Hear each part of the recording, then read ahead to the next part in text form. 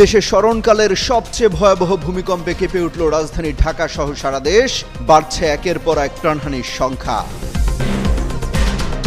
রাজধানীতে হেলে পড়েছে বেশ কিছু ভবন, বংশালে দেয়াল ধসে অন্তত ৩ জনের মৃত্যু। আতঙ্কে বাড়িঘর ছেড়ে রাস্তায় বেরিয়ে আসেন লাখ লাখ মানুষ। ভূমিকম্পের সময়ও সাহসিকতার সাথে খবর পড়ে যাওয়ায় প্রশংসায় ভাসছেন যমুনা টিভির প্রেজেন্টার মাসুম রাব্বি।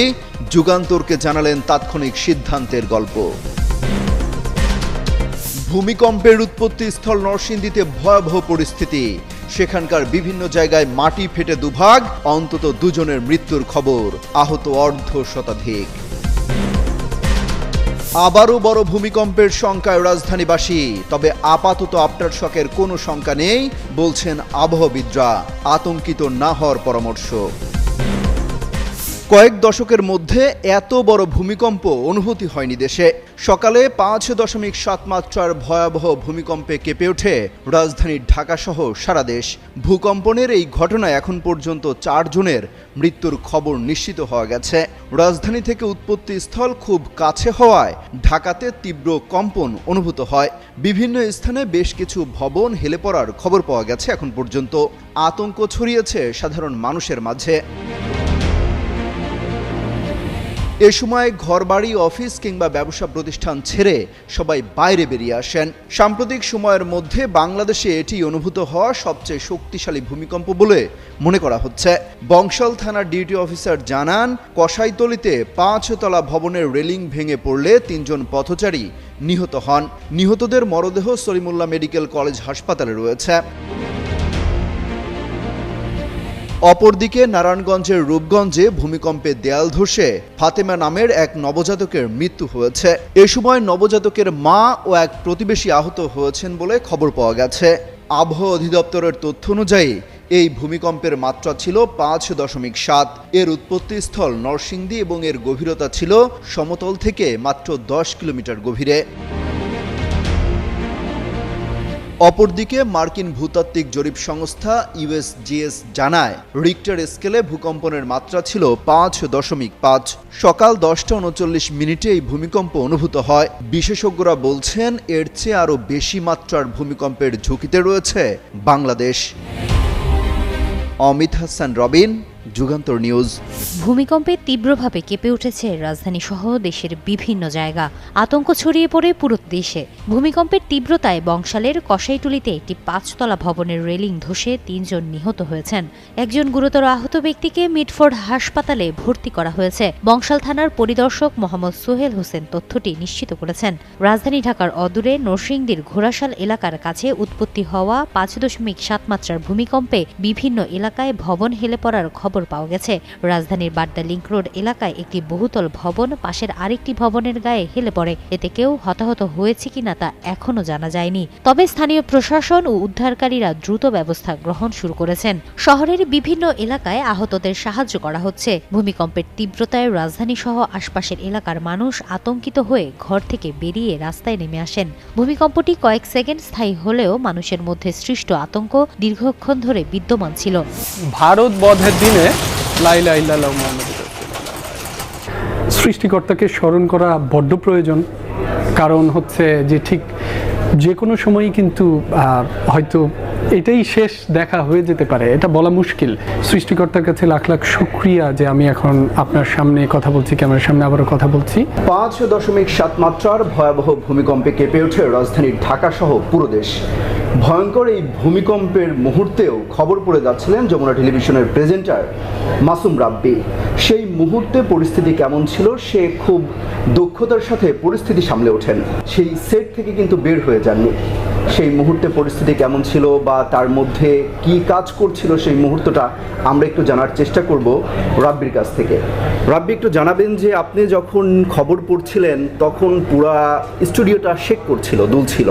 সেই মুহূর্তে আপনি স্টুডিও ছেড়ে বের হয়ে আসেননি, খবর পড়ে যাচ্ছিলেন। যদি আরও ভয়াবহ মাত্রায় হতো তখন মাথায় আসলে কি কাজ করছিল আপনার? প্রথমে যেটি বলি যে পরিস্থিতিটা কেমন ছিল সেটা তো সামাজিক যোগাযোগ মাধ্যমে এরই মধ্যে যে ভিডিওতে কিন্তু দেখা গেছে, আসলে ভয়ঙ্কর পরিস্থিতি ছিল।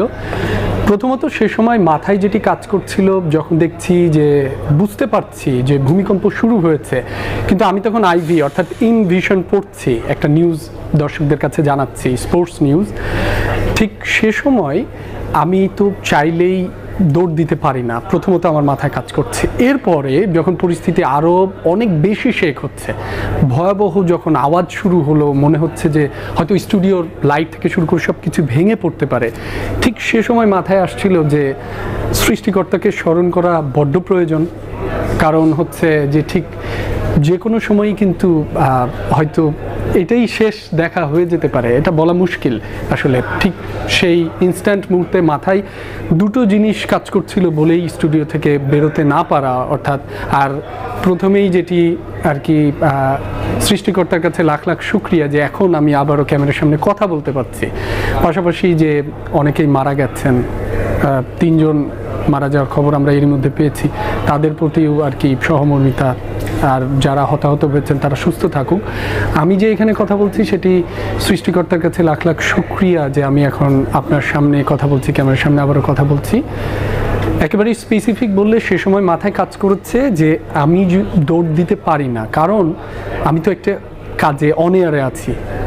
তো সবাই চলে গেলেও যেটা আমাদেরকে শুরু থেকে গণমাধ্যম কর্মীরা তো আসলে পরিস্থিতি দেখেই দৌড় দিতে পারে না, হরতাল অবরোধ যাই বলুন না কেন, যারা ফিল্ড রিপোর্টিং করে তাদের জন্য তো আরও ভয়াবহ।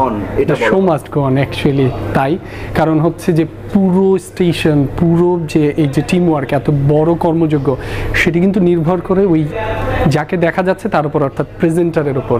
ঠিক সেই জায়গায় প্রেজেন্টার যদি কিছু বুঝে ওঠার আগেই দৌড় দেয়, অথবা ভয়াবহ পরিস্থিতি হচ্ছে, সে সেটা কতটুকু সামলে নেওয়ার চেষ্টা করছে, সৃষ্টিকর্তার কল্যাণে হয়তো আমি কিছুটা পেরেছি, চেষ্টা করে হয়তো সেখানে দাঁড়িয়ে থেকেছি, রহমত সৃষ্টিকর্তার দয়া। বাট এটা তো সবসময় হয়তো হয়ে উঠবে না, তবে আমি চেষ্টা করেছি আমার জায়গায় থেকে যে প্রফেশনালিজমের যে বিষয়টা, আমি তো সে সময় যেতে পারি না, কারণ এই যে বিষয়টা এটা হচ্ছে এমন যে আমরা চাইলেও কাশি দিতে পারি না। আপনারা যারা গণমাধ্যম কর্মী তারা তো জানেনই, লাইভে আমরা চাইলে কাশি দিতে পারি না, হাঁচি দিতে পারি না, অনেক আবেগ আটকে রাখতে হয়। ঠিক সেই জায়গায় কিন্তু এইটাও আনঅ্যাভয়েডেবল একটা সার্কামস্ট্যান্সেস, যেটা আমাদের হাতে নাই, এটা একটা প্রাকৃতিক দুর্যোগ চলছে, কিন্তু চাইলেই কিন্তু দৌড় দিতে পারি না। আমরা যেটা দেখলাম যে স্পোর্টসের একটা বুলেটিন পড়ছিলেন আপনি, তার স্পোর্টস ওয়ার্ল্ড, সকালের স্পোর্টস ওয়ার্ল্ড, তার মধ্য দিয়ে আপনি একটা ব্যাকলিং করে দিলেন যে এই মুহূর্তে ভূমিকম্প হচ্ছে। এই তাৎক্ষণিকতাটা কি আপনাকে পিসিআর থেকে বলা হয়েছিল নাকি আপনি নিজের থেকেই করেছেন এটা? অ্যাকচুয়ালি আমার সাথে কানেক্টেড ছিল হচ্ছে প্রডিউসারও কিন্তু না বললেই না, তিনি আমাকে অনেক সাহস জুগিয়েছেন। পাশাপাশি যখন দেখছেন যে আমি স্টিল আছি, তখন কিন্তু প্রডিউসারও আমাকে সাপোর্ট দিয়ে গেছেন। এটা হচ্ছে একটা বিষয়। পাশাপাশি এই যে আমরা যে সবসময় যে একটা নিউজ প্রেজেন্টারকে তাৎক্ষণিক অনেক সিদ্ধান্ত নিতে হয়, যদিও পেছনে টিম ওয়ার্ক থাকে, তবে এন্ড অফ দ্য ডে কিন্তু নিউজ প্রেজেন্টার অনেক তাৎক্ষণিক অনেক কিছু সিদ্ধান্ত নিয়ে ব্যাকলিঙ্কের কথা যেটি আপনি বললেন সেটি দিতে হয়। ঠিক সে সময়ে যে সেটি মাথায় এসেছে বা দিতে পেরেছি, কারণ আমি তখন মনে করলাম পাশাপাশি আমাদের যে টিম ওয়ার্ক রয়েছে যমুনা টেলিভিশনের, তারা কিন্তু ইনস্ট্যান্ট প্রেজেন্টারকে কিছুটা একটা স্পেস দিয়ে রাখে, অ্যাজ লং অ্যাজ যে সেটা আপনি সঠিক তথ্য দিচ্ছেন, এটাতে কোনো সমস্যা নেই।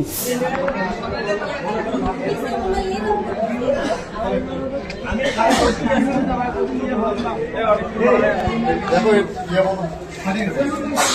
ফিউচারে আবার যে বড়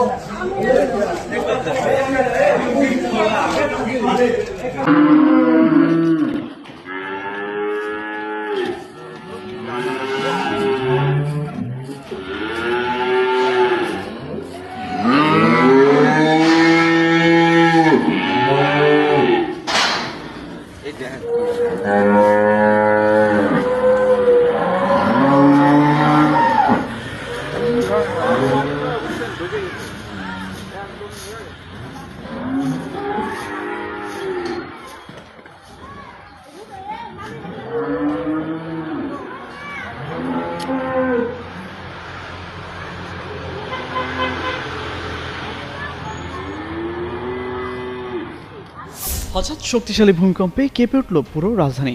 মুহূর্তে আতঙ্ক ছড়িয়ে পড়ে রাজধানীবাসীর মাঝে। এর মাত্রা ছিল 5.5। ইউজিএস এর তথ্য মতে এর উৎপত্তিস্থল ছিল নরসিংদীর ঘোড়াশাল থেকে 7 কিলোমিটার দূরে। শুক্রবার সকাল 10:38 এই ভূমিকম্প অনুভূত হয়। তাৎক্ষণিকভাবে কোনো ক্ষয়ক্ষতির পরিমাণ ও হতাহত সম্পর্কে কোনো তথ্য জানা যায়নি। এর আগে গেল 14 সেপ্টেম্বর রাজধানী ঢাকা সহ দেশের বিভিন্ন স্থানে ভূমিকম্প অনুভূত হয়েছে। বাংলাদেশ, নেপাল, ভুটান, মিয়ানমার, চীন ও ভারতে ভূমিকম্প অনুভূত হয়। সে সময় যুক্তরাষ্ট্রের ভূতাত্ত্বিক জরিপ সংস্থা তাদের ওয়েবসাইটে জানিয়েছে, বাংলাদেশ, ভারত সহ দক্ষিণ এশিয়ার অন্তত 6 দেশে রিক্টার স্কেলে 5.9 মাত্রার ভূমিকম্প আঘাত এনেছে। ভূমিকম্পটির উৎপত্তিস্থল ভারতের আসাম রাজ্যের উদলগুড়ি থেকে 14 কিলোমিটার পূর্বে। এদিকে পাকিস্তানেও ভূমিকম্প আঘাত এনেছে। সংবাদ মাধ্যম এনডিটিভি জাতীয় ভূমিকম্পন কেন্দ্রের তথ্য অনুযায়ী জানিয়েছে, শুক্রবার ভোরে দেশটিতে ভূমিকম্প হয়েছে। ভূমিকম্পের কেন্দ্রস্থল ছিল 135 কিলোমিটার গভীরে।